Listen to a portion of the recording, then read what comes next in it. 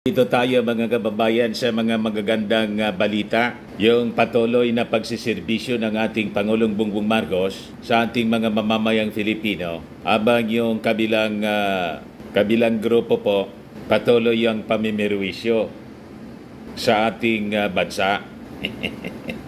Dapat talaga niya Mr. Maravillas, papasukin na yung ICC. May rally po bukas. From 7 o'clock in the morning hanggang 11 sa harap ng Senado. Habang ipagpapatuloy bukas yung authentication po ng documents sa PDEA leaks. Simple lang po yung authentication ng dokumento. Puncher lang po ang katapat. Kaya sabi ko sa post ko, paano mag-authenticate ng documents ngayon? Madali lang. Madali lang po, butasan mo lang ng puncher. Ganon lang po, kasimple ngayon ang pag-authenticate ng document. Sabi ni Senator Butas, Ayoy Bato, may butasan niya. Hindi yan fabricated, authentic yan. May ganon na niya talaga Mr. Maravillas. Dapat paniwalaan po ninyo kasi top investigator po itong si Bato. Sinira lang niya yung kanyang credential, mga kababayan as top investigator, puncher lang ang katapat.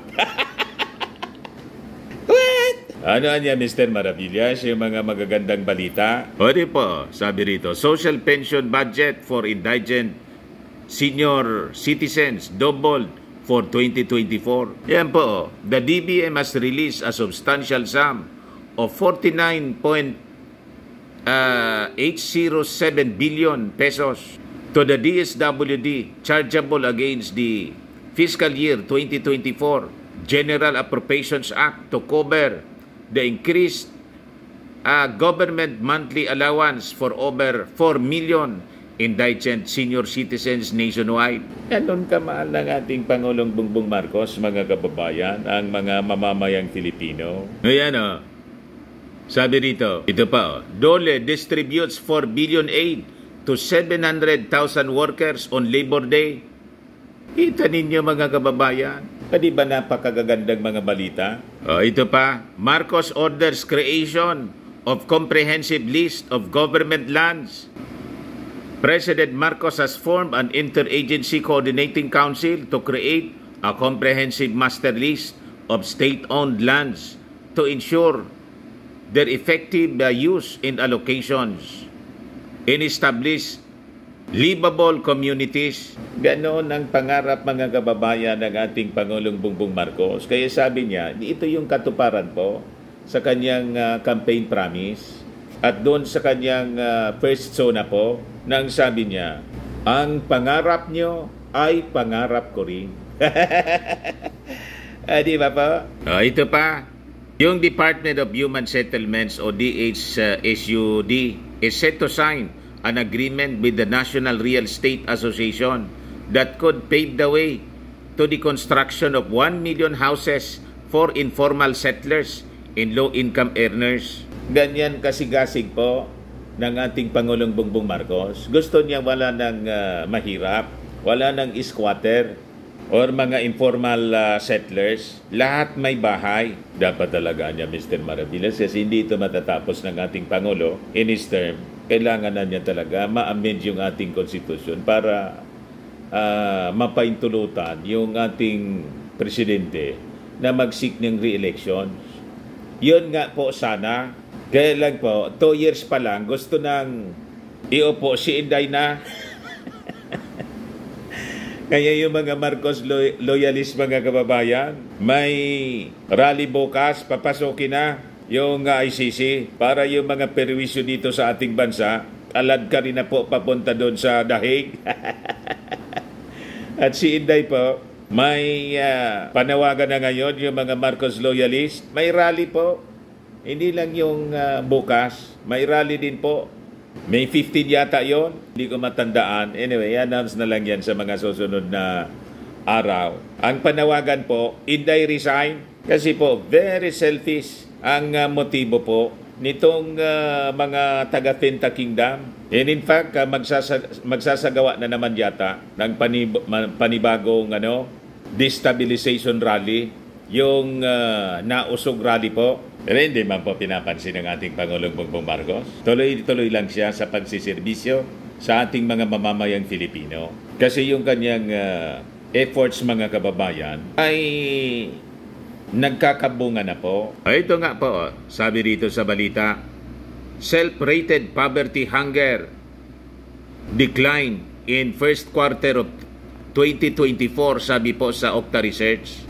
42% or an estimated of 11.1 million Filipino families considered themselves poor in the first quarter of 2024. 11% or an estimated 2.9 million families experience involuntary hunger during the same period. Pero po, nabawasan na yung mga nagugutom. So sabi dyan, fewer Filipinos experience poverty and hunger in the first quarter of 2024 based sa Okta Research. So dati, 45% sa ating mga mamamayang Filipino families ang nagugutom. Ngayon, 42% na lang. The 3% decrease representing approximately 800,000 families, while modest, still represents a continuing downward trend in self-rated poverty observed since July 2023. Sabi po sa resulta ng Okta Research. So nakita ninyo mga kababayan, may epekto yung serbisyo na ginagawa ng ating Pangulong Bongbong Marcos. Hindi po siya tumitigil. Nandyan po si Martin Romualdez. Ikot ng ikot po. Galing lang po dito sa amin.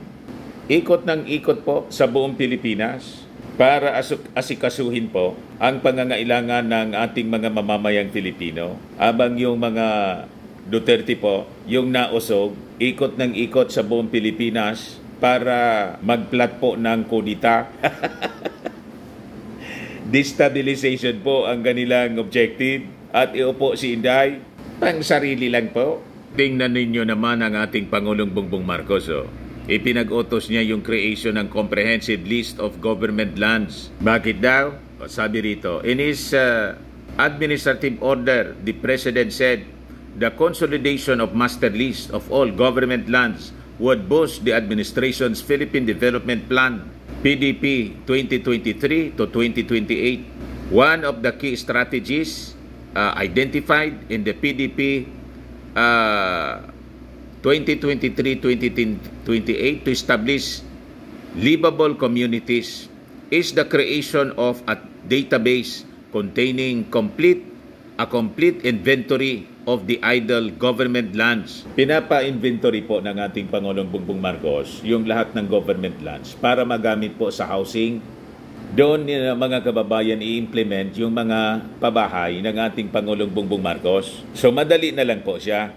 Gusto niya kasing i-address, ma-erase na po yung problema sa mga informal settlers o mga squatters po. Yung mga mahihirap nating mga kababayan, walang bahay, walang matirhan sa sariling bansa, di ba? So yan po yung mga agencies ng gobyerno na member ng Coordinating Council.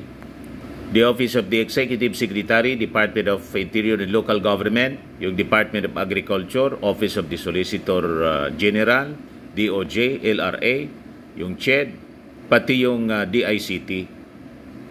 At yung DNR, Land Management Bureau will be the body secretariat. Yung makikita ninyo po, ang ating Pangulong Bongbong Marcos, may sistema. Yung Department of Housing naman, DILG, NREA, nag-sign naman po ng kasunduan for the construction of 1 million housing units. Ayan po. So, tuloy-tuloy lang siya yung pambansang implementasyon ng pambansang pabahay para sa Filipino 4H, 4PH. Ayas, ayan man lang po mga kababayan yung short video natin ngayon. Ako po si Dante Maravillas. Bye-bye po. God bless.